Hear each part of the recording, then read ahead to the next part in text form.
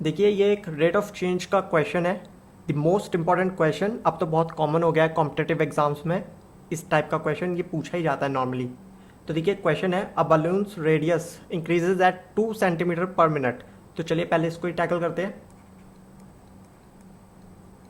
तो देखिए हमारे पास रेट ऑफ चेंज है, जो रेट ऑफ चेंज है रेडियस का, that is equal to 2 centimetre per minute. तो देखिए पहले इसको समझते हैं। देखिए ये 2 सेंटीमीटर पर मिनट जो है ये हमारा है dr/dt, ये हमारा रेट है। This is equal to 2 centimetre per minute. अब देखिए पहले तो आपको ये समझना होगा कि इसको मैंने इस तरीके से कैसे लिखा।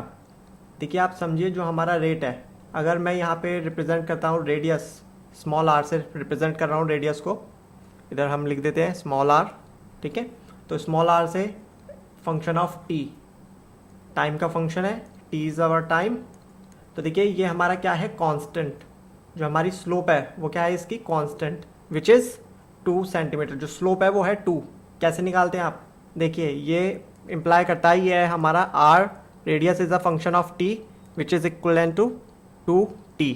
अब देखिए जब आप इसका r' निकालेंगे विच इज़ स्लोप, या फिर इसका आप रेट ऑफ रेडियस निकालेंगे, rate of change of radius, that will be equals to 2।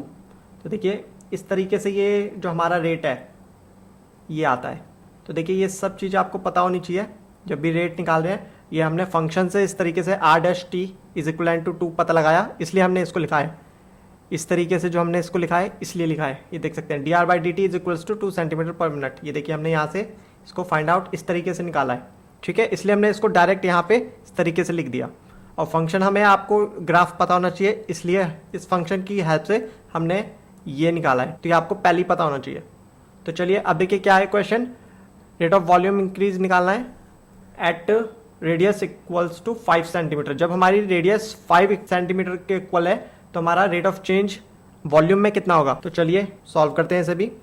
देखिए अब पहले हमें निकालना है वॉल्यूम ऑफ बलून, जो कि है हमारा स्फीयर, स्फीयर शेप में माना जाता है, इसलिए volume of balloon is equal to 4/3 pi R cube. v जो हमारी वॉल्यूम है, हम इसको रिप्रेजेंट कर रहे हैं v से, is a function of radius r which is equal to 4/3 pi R cube. अब हमें निकालना है rate of change of volume. तो हमें पता है rate of change of volume is equal to dv/dt which is a function of t। लेकिन हमें पता है जो हमारा यहाँ पे ये वॉल्यूम है that is a function of radius. अब देखिए इन केसेस में आपको पता ही होगा हम क्या करते हैं, हम सिंपली जो हमारा डेरिवेटिव है हम उसे टाइम के रिस्पेक्ट में ही डेरिवेटिव कर देते हैं दोनों को। तो देखिए पहले हम क्या कर रहे हैं, dv/dt निकाल रहे हैं। dv/dt will be equal to, time के रिस्पेक्ट में इसको डिफ्रेंशिएट कर रहे हैं, 4/3 multiply by 3 into pi R square multiply by dr/dt। अब हमने इसको भी, रेडियस को भी टाइम के रिस्पेक्ट में डेरिवेटिव कर दिया। आपको पता ही होगा इस तरीके से हम सॉल्व करते हैं। दिस इम्प्लाइज जो हमारा v' है, जो कि हमारा है rate of change of volume, is equal to 4 pi R square into dr/dt। तो देखिए अब हमें क्या पता चला, जो हमारा rate of change of volume है it is a function of radius and time. इस तरीके से भी हम रिप्रेजेंट कर सकते हैं। और हमें ये निकालना है at r is equals to 5 centimetre. तो देखिए अब हम पे सारी वैल्यूज़ हैं। अभी हम इसको सिंपली 4 पाई आर स्क्वायर, अभी हम वैल्यू पुट नहीं कर रहे हैं, नेक्स्ट में करते हैं अभी इसको, dr/dt। तो देखिए हम पे rate of change of radius भी है। This implies v' at 5t will be equal to 4 pi 25 into 2।